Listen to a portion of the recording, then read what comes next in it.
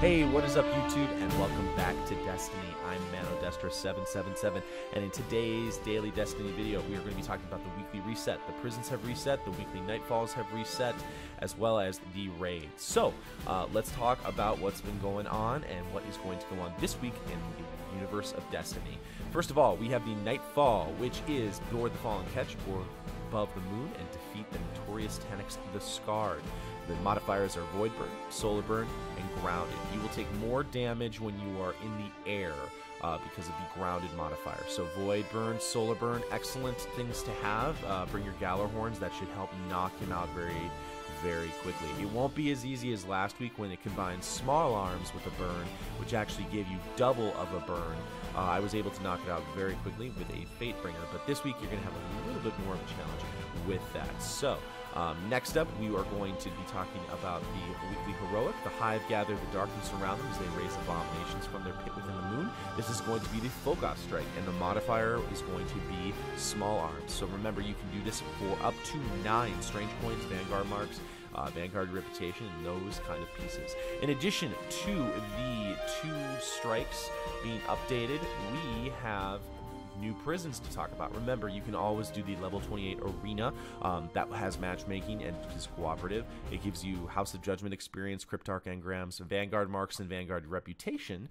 But remember, you will not have the chance to get the Elder Cipher, as well as some of the rewards may not be as good because you are doing the level 28 arena. Let's talk about the first prison this week. It is the level 32 Machine Wrath. So the 34 that was last week has now become the 32. Archon servants have raised their own corrupted servitor god, Kalix Reborn. Defeated and be rewarded. You will get an armor core from this, as well as House of Judgment experience. The modifiers and the rounds are going to be round 1, Cabal with Specialist. Round 2, Fallen with Light Switch. Round 3, Fallen with Airborne. Round 4, Fallen with Exposure. Round 5, Fallen with Grounded. So again, it is exactly the same as last week, folks. So if you played the 34 last week and completed it with no problems, the 32 should be a cinch, and you can get those armor cores. Okay, next up, let's go to the 34 arena. Cult of the Worm. Golrot the Unclean has been summoned by the Worm Keepers. Don't let the beast's filth spread beyond the prison. So this is going to be a hive-based experience, and we are going to be facing essentially like a Fogoth creature, maybe a bigger Fogoth, or basically an ogre that we're going to be facing. So this is going to be interesting because there is a modifier that we have not yet seen in the boss fight, and so we'll keep you posted on what is going to happen with that battle. Remember, when you complete the level 34 arena, you get House of Judgment experience, a weapon core, Etheric Light. Here, let's go through the rounds. Round 1 is Vex with Airborne. Round 2 is Hive with Grounded. Round 3 is Vex with Void Burn. Round 4 is Hive with Angry. And round 5 is Hive with Exposure. Again, whenever I see an angry modifier, on the research site that I am looking at, I would consider that to be Arc Burn, because for some reason it's combined together. So I would consider round 4 to be Hive with Arc Burn. So just double check and make sure that you check the modifiers before you do it. Finally, we have the final strike, the level 35 arena, Skolas's Revenge. It's going to be Skolas with Solar Burn has returned, so bringing out your Gallarhorns again. Also, your Solar Snipers will also do a really nice job on him, but I know many people like the Solar Burn because they can just Gallarhorn Skolas and get it done. I might be using more of a sniper approach this week because I liked the sniper approach on the Arc and Void Burn, Skolas's Revenge. So here are the rounds. Round 1, Hive with Morbid and Brawler. Round 2, Vex with Grounded and Airborne. Round 3, Cabal with Catapult and Angry. Again, that could be Arc Burn. This is the site that I'm looking at, Bungie's website, that has these modifiers, and sometimes they are listed incorrectly. Round 4, Fallen with Specialist and Juggler. Round 5, Fallen with Trickle and Small Arms, and of course, Skolas himself as the Solar Burn. So, if you have an opportunity to take a look at Skolas this week with Solar Burn, if you bring your Gallarhorns and your Solar Snipers, you should do very, very well. Let's go ahead and go to the Reef and check out what is different there. So, just a quick talk about when you are doing the Solar Burn Skolas. Remember that Weapons of Light, if you bring a Titan in to have the Ward of Dawn, remember that rockets are not affected by the Weapons of Light. The only thing that's infected is the impact. So a lot of people wonder, well, why should I not use Weapons of Light? Why should I maybe use Blessing? Well, honestly, the only thing, and there's a couple of videos out there that have proven that Gallarhorn and other rockets do not have the added bonus effect of the Weapons of Light. There's a lot of videos out there that have shown that it gets very minimal increases. It might be wiser to bring a sniper rifle in there to do it so you don't constantly have to waste heavy ammo. Just a piece of advice, and I'm going to try and take that this week. I think that if you can hit it maybe with 2 sets of Gallarhorns and maybe one person is sniping, say, for example, they bring their Black Hammer fully ascended, I think it will actually go smoother than just blasting him with 3 Gallarhorns with Weapons of Light. You know, maybe 2 people step up on the side, but that's just a piece of advice for you folks. Okay, so first things first, let's go over to Petra and figure out what bounties we have. Remember, you can do Queen's Wrath bounties and pick up keys from doing these missions. Know that every week when you do one wanted bounty, that is guaranteed to drop a treasure key, which is now with the new patch that dropped last week. Okay, so first off, we have Persis Palace Bane, which is in the Cosmodrome's Divide, which is past Dock 13, and the area kind of where you first spawn in once you get out of the dam area, which is in the Cosmodrome. So that is a new one that we have not seen yet. So that will be cool to check out. Next up, we have Beltrick the Veiled in the Ember Caves on Venus. That is one we have seen often because that is one that has been out since the expansion and before the expansion, actually, with the Queen's Bounties on Earth. Next up, we have Wexus the Meekney, or Archer's Line on the Moon, another common one that we see.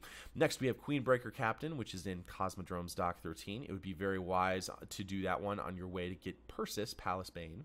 Next up, we have the Ether Runner near the Endless Steps on Venus. That is very close to Zydran, the Gate Lord. Remember, just go past the gate and go up. There is a ledge where a lot of the Fallen are hiding. Finally, we have the Wolf Enforcer near the Blast in the Cosmodrome. So that is a new one. As soon as we have that taken care of, we'll show you where that is. Again, remember, ranking up to rank 3 will actually give you a Queen's Blessing package, which will always guarantee a weapon from the Queen, so something really cool to check out. And then you can buy the Saris Galat or these very cool shaders, or if for any reason you'd like to buy a Vestian Dynasty just for fun, you can get that there. But that is Petra and the Queen's Wrath. We're going to go over to Varix really quickly and see what pieces he's got for sale.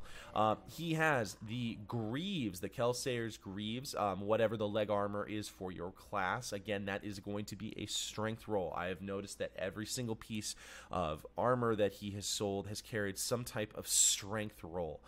Carry more ammo for heavy weapons, and then it's different depending on the classes, which is the next piece. Some people will have more agility when fighting the Hive, and I think that's what most classes are, but just something to think about if you're trying to balance things out. We'll talk about the Judgment's Chance. Next up, we will have the Chain of Orbix Fell Machine Gun. This is a very good weapon to have. I picked one of these up from a Judgment's Chance, and I've been very satisfied with it. Honestly, it's probably one of the better Fallen weapons. It's not like the best machine gun in the game, but it's very good. It's nice to have. It has a very high stability rate, and as well as one of its perks being the increased stability. And the rate of fire is pretty good, and the impact is excellent for a machine gun. So it's a little bit faster with lower impact than a Jolder's Hammer would be, but it's not something that's going to just spray bullets like a machine gun hose. It's going to actually have some ways for you to be strategic. So that comes with Void Burn, and I have yet to see a Chain of Orbix spell that has something different. If you have an Arc or a Solar Burn Chain of Orbix spell, please put that that in the comments below.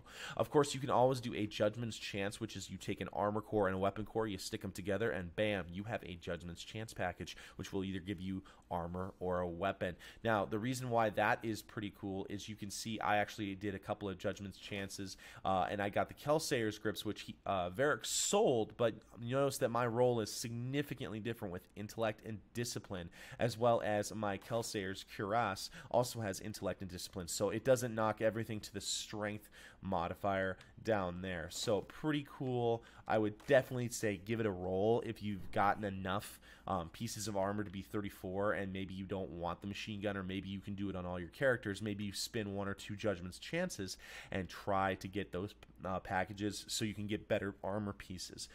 Know that this is about the week where people will start to get the House of Judgment rank 2 if you've been playing consistently since the expansion has come out.